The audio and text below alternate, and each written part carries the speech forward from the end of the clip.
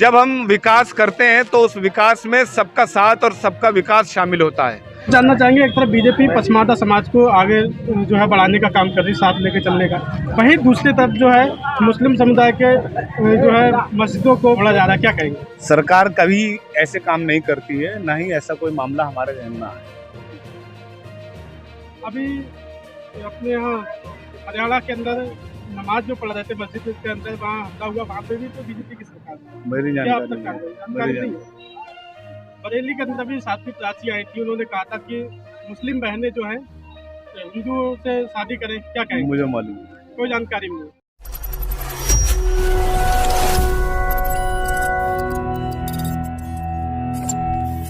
स्वागत है आपका A1 न्यूज़ इंडिया में। मैं हूं आपके साथ परवेज अंसारी। जैसा कि आप देख रहे हैं, मेरे पीछे एक रैली निकल रही है, पदयात्रा हो रही है।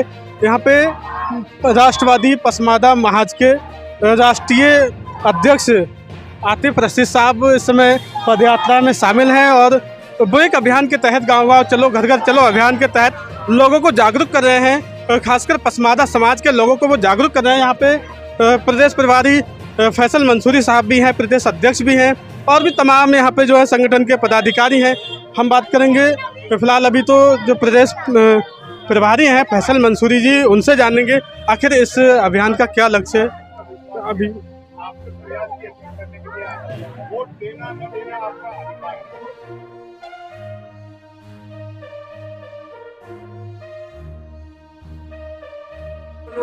साहब से ये बोलूंगा कि आप और तीनों मूर्ति से मैं जिंदाबाद जिंदाबाद मोदी, जिंदाबाद जिंदाबाद मोदी, जिंदाबाद जिंदाबाद जिंदाबाद जिंदाबाद जिंदाबाद मोर्चा जिंदाबाद जिंदाबाद जिंदाबाद मोदी जिंदाबाद जिंदाबाद जिंदाबाद योगी जिंदाबाद जिंदाबाद जिंदाबाद। पसमार्दा हित की बात करेगा, पसमार्दा उसके साथ चलेगा, पसमार्दा हित की बात करेगा, पसमार्दा उसके साथ चलेगा। अभी सब लोग नहीं ले पाए, मेरी सभी लोगों से गुजारिश है कि जानना चाहेंगे, एक तरफ बीजेपी पसमार्दा समाज को आगे जो है बढ़ाने का काम कर रही है, साथ लेके चलने का, वहीं दूसरी तरफ जो है मुस्लिम समुदाय के जो है मस्जिदों को निशाना बनाकर उन्हें तोड़ा जा रहा है, क्या कहेंगे? सरकार कभी ऐसे काम नहीं करती है, ना ही ऐसा कोई मामला हमारे ध्यान में है।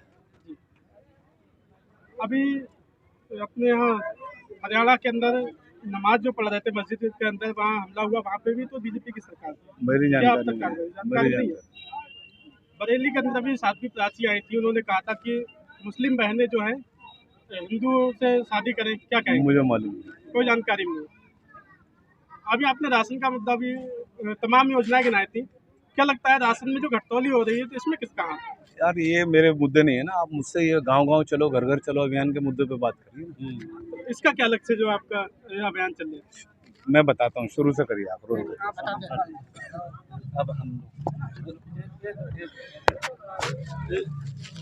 मैं बता भारतीय जनता पार्टी ओबीसी मोर्चा के राष्ट्रीय अध्यक्ष डॉक्टर के लक्ष्मण जी के आह्वान पर भारतीय जनता पार्टी के स्थापना दिवस 6 अप्रैल से 14 अप्रैल तक 9 दिन प्रधानमंत्री नरेंद्र मोदी जी के 9 साल का कार्यकाल गांव-गांव चलो घर घर चलो अभियान के माध्यम से 1 लाख गांव और 1 करोड़ परिवारों से संपर्क करने का चल रहा है, जो कि कल 14 तारीख को डॉक्टर अंबेडकर जी की जयंती पर इसका समापन होगा।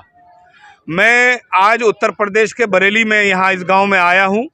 अब हमने यहाँ पर एक सभा को संबोधित करने के बाद गांव-गांव और घर घर पर संपर्क करना है और डॉक्टर के लक्ष्मण जी ने हमको ये आग्रह किया है कि इस अभियान में प्रधानमंत्री नरेंद्र मोदी जी का जो संकल्प है कि पसमार्दा मुस्लिम समुदाय के बीच में जाना, वोट मिलना ना मिलना ये सब बात की बात है। हमें अपने प्रधानमंत्री का, अपने नेतृत्व का, अपने नेता के संकल्प को साकार करना है। जब हम विकास करते हैं तो उस विकास में सबका साथ और सबका विकास शामिल होता है। जब हम आवास योजना लाते हैं तो उसमें सबका साथ सबका विकास शामिल होता है। आयुष्मान योजना में सबका साथ और सबका विकास शामिल होता है। वैसे ही जब हम नेतृत्व देते हैं तो उसमें सबका विश्वास अर्जित करने का प्रयास होता है।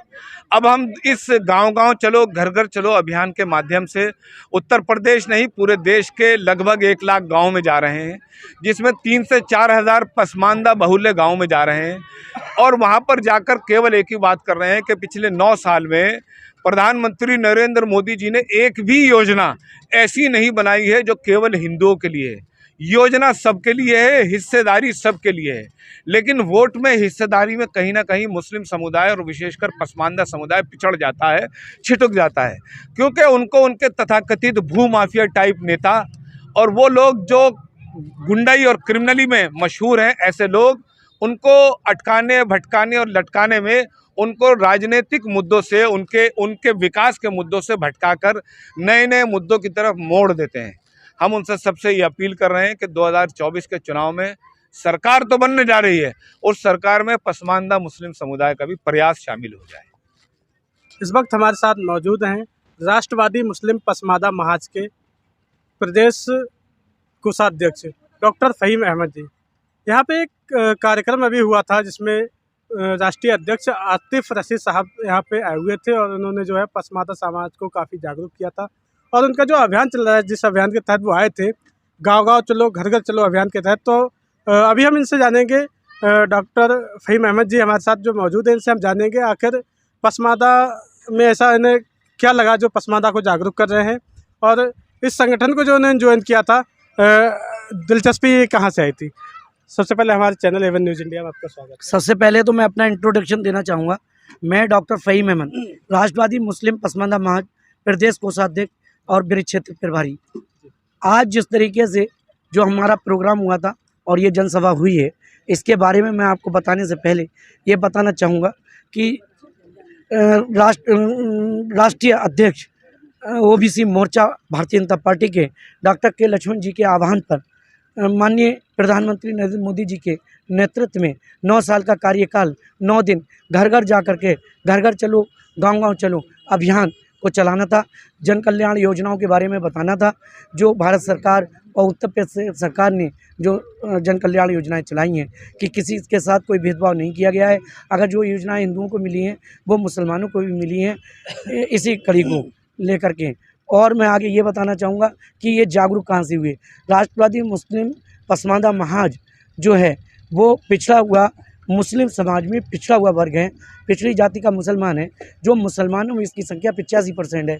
आज तक के इतिहास में 75 साल हो गए देश को आज़ाद हुए, ये इसको अपने हक की नहीं मिला। इनको लटकाने झटकाने का तथाकथित पार्टियों ने काम किया और पता ये चला इनको डाइवर्ट कर दिया, क्योंकि ये अल्लाह रसूल पे बहुत विश्वास करते हैं, यकीन करते हैं और उसी दायरे में ये बह जाते हैं। फ़हीम जी, आप बीजेपी की तमाम योजनाएं गिना रहे हैं, आप अगर बीजेपी से इतना ही खुश है तो आप बीजेपी के जो है बैक दरवाजे से क्यों शामिल हुए, फ्रंट पे क्यों नहीं आए? बिल्कुल, देखिए ये बिल्कुल सही बात है। हमारा मेन मकसद ये है कि हमारा अपना संगठन है राष्ट्रवादी मुस्लिम पसमानदा महाज। राष्ट्रवादी का मतलब होता है अपने देश से प्रेम करने वाला, पसमानदा का मतलब होता है पिछड़ी जाति का मुसलमान। ये हमारा अपना संगठन है, हमारी अपनी तैयारी है, ठीक है। हमने इसीलिए इसका नारा दिया है, जय पसमानदा तय पसमानदा। जो पसमानदा हित की बात करेगा, पसमानदा उसके साथ चलेगा। माननीय प्रधानमंत्री नरेंद्र मोदी जी ने जो पिछड़ी जाति के मुसलमानों के लिए जो मुख्य धारा में लाने के लिए जो दरवाज़ा खोला है, इसलिए हम उसका वेलकम करते हैं, स्वागत करते हैं। और उससे ज़्यादा हम अपने राष्ट्रीय अध्यक्ष माननीय आतिफ रशीद साहब का वेलकम करते हैं। एक तो बीजेपी जो है पसमानदा को साथ लेने की बात कर रही है, तो वही जिस तरह से देख रहे हैं कि मुस्लिम समुदाय को टारगेट करके जिस तरह से मस्जिद और जो है मदरसों पे निशाना बना के उन पे हमला किया जा रहा है, क्या कहेंगे? देखिए मैं बताऊं, हर समाज में तथाकथित लोग हैं और उनका कोई मजहब और धर्म नहीं होता, तो उसके लिए बीजेपी है, सरकार है, बीजेपी। हाँ, बिल्कुल सही बात है। राष्ट्रीय कार्यकारिणी में अभी माननीय जो मीटिंग हुई थी दिल्ली, और जेपी नड्डा जी का कार्यकाल भी बढ़ाया गया था, उसमें माननीय प्रधानमंत्री नरेंद्र मोदी जी ने खुद ये कहा था कि मुसलमानों के खिलाफ आप कोई एक लफ्ज़ भी नहीं बोलेंगे। अब एक लफ्ज़ भी नहीं बोलेंगे, माननीय प्रधानमंत्री जी कह रहे हैं, योगी जी भी कह रहे हैं, लेकिन अब जो है अगर उसके बाद भी कोई बोलते हैं तो बेवकूफ़ों की कमी नहीं है यार। नहीं तो उन पे तो कार्रवाई होनी चाहिए ना। अभी आपने जिस तरह से देखा हरियाणा के अंदर, वहाँ बीजेपी की सरकार है, एक मस्जिद में जो नमाज लोग पढ़ रहे थे उन पे हमला किया गया। नहीं, बिल्कुल होगी, क्या कार्रवाई? नहीं, बिल्कुल कार्रवाई होगी और ये चीज़ उन्होंने संज्ञान लिया है और बिल्कुल। आप कह रहे कार्रवाई होगी, आपके राष्ट्रीय अध्यक्ष जी हैं वो कह रहे हैं हमें जानकारी ही नहीं है। देखिए ये बिल्कुल सही बात है, उन्हें जानकारी नहीं है। हो सकता है राष्ट्रीय अध्यक्ष जी इतने व्यस्त रहते हैं कि उनको ये जानकारी ना हो, और जितने मीडिया सुर्खियों में बनी हुई है, जो वो व्यस्त रहते हैं उतना व्यस्त मैं नहीं रहता हूँ, ठीक है, मुझको जानकारी है। लेकिन हमने बीजेपी के कई एक लोगों से देखा है और बात भी की है कि वो भी ये कह रहे हैं और हिंदू समाज के लोग भी ये कह रहे हैं कि इनके ऊपर कार्रवाई होनी चाहिए, इनका कोई धर्म नहीं है। कहाँ कह रहे हैं? राष्ट्रीय अध्यक्ष तो कह रहे हैं हमें जानकारी तक नहीं है, तो आप कार्रवाई की बात कर रहे हैं। मैंने अभी आपसे ये कहा कि राष्ट्रीय अध्यक्ष जी की 6 तारीख से जो व्यवस्था बढ़ी है, जो वो बिजी हो गए हैं इस लाइफ में, हो सकता है आपके नॉलेज में ये बात ना कभी हो, पेपर नहीं देखा होगा। ये हो सकता है, क्योंकि पता ये चला रात के, जैसे बरेली आए हैं आज, तो पता चला रात में आगे कि सुबह 11 बजे यहाँ अभी प्रोग्राम- हाल ही में बरेली के अंदर सांसद साध्वी प्राची आई अच्छा, थी, जो उनका- जो कह रही थी मतलब मुस्लिम लड़कियों को जो है हिंदू लड़कों से शादियां करनी चाहिए, उन्हें आज़ादी मिलेगी, ये बुर्का पहनती है, इस तरह तमाम तरह के जो है अच्छा, विवादित बयान दिए थे। ये वो बेभूल हैं और ये हिंदू समाज के बेशुमार लोग आज भी इतना पर्दा करती हैं, वो औरतें घूंघट काट के रहती हैं, ठीक है, आज भी रहती हैं। जो बुजुर्ग महिलाएं हैं, नई महिलाओं का आज ये कंडीशन है, साड़ी के साथ साथ एक स्टॉल भी रखती हैं, वो हमारी माँ बहनें हैं। ये उनकी सोच है साध्वी प्राची जी की, नहीं, ये वो तो सोच एक जिम्मेदार डॉक्टर पद पे हैं और जो है बीजेपी से ही है। वो जिम्मेदारी नहीं, जो आदमी हमारे देश को बांटने का काम करे, खंडित करने का काम करे, हम ऐसे लोगों के कतई बिल्कुल खिलाफ नहीं हैं। तो आपकी नज़रों में जो बयान है विवादित है, गलत बिल्कुल, है। लेकिन हम जिस दिन देखेंगे कि हमारे प्रधानमंत्री नरेंद्र मोदी जी ने इस चीज़ को अगर किया है और इस चीज़ को एक्शन नहीं लिया है, इसलिए हमारा राष्ट्रवादी मुस्लिम पसमानदा महाज संगठन खड़ा। जी, एक सवाल मेरा और है, यहाँ पे जिस तरह से कार्यक्रम हुआ, राष्ट्रीय अध्यक्ष आए थे पसमादा समाज के, और यहाँ पे जो हम देख रहे हैं कि क्षेत्रीय कोई जनप्रतिनिधि यहाँ पे नहीं था। क्या आपने दावत नहीं दी, बुलावा नहीं दिया? बिल्कुल दिया, मैंने सबको व्हाट्सएप किया, सबको बुलावा दिया, जा करके भी दिया, पर्सनल मैसेज में दिया, सारे तरीक़ों से दिया। हो सकता है उनकी सोच में ये मुस्लिम बहुल क्षेत्र है, यहाँ से उनको वोट नहीं मिला है, और मुझसे वायदा भी किया हम आएंगे। आप तो बीजेपी के बैनर के तले ही काम कर रहे हैं ना। हम बैनर के तले नहीं कर रहे हैं, राष्ट्रवादी मुस्लिम पसमानदा महाज से का काम कर रहे हैं। पट्टा जो गले में है आपके, वो तो बीजेपी का, बिल्कुल, ये हमारी उनसे जो तय हुआ है, ठीक है, तय संगठित पार्टी है, इसीलिए इसका नारा है जय पसमानदा तय पसमानदा। जो पसमानदा हित की बात करेगा, पसमानदा उसके साथ चलेगा। हमें शैक्षणिक हिस्सेदारी, राजनीतिक हिस्सेदारी, ठीक है, हर तरीके की हिस्सेदारी चाहिए माइनॉरिटी के हिसाब से।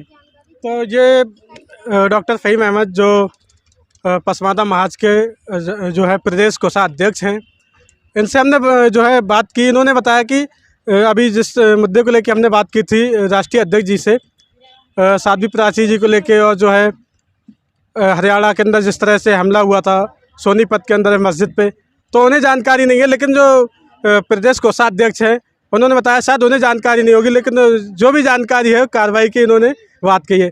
तो आप देख सकते हैं कि जो राष्ट्रीय अध्यक्ष है पसमानदा महाज के, उन्हें जानकारी नहीं है, लेकिन जो प्रदेश कोषाध्यक्ष है उन्हें जानकारी है। तो इससे आप खुद ही अंदाज़ा लगा सकते हैं। आखिर हमारी फ़िलहाल इस वीडियो को आप देख के कमेंट करके बता सकते हैं कि इसमें किस तरह की राय है, आप दे सकते हैं।